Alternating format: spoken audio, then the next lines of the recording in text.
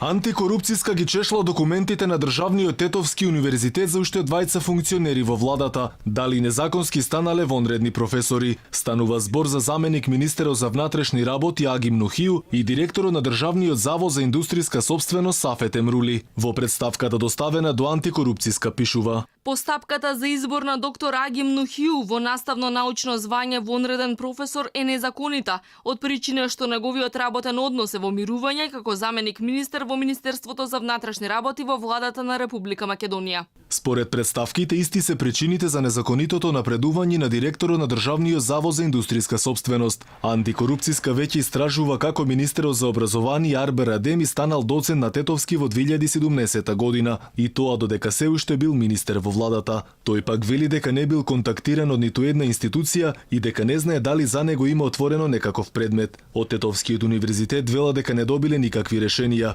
односно записници од Државниот просветен инспекторат, каде биле констатирани недоследностите.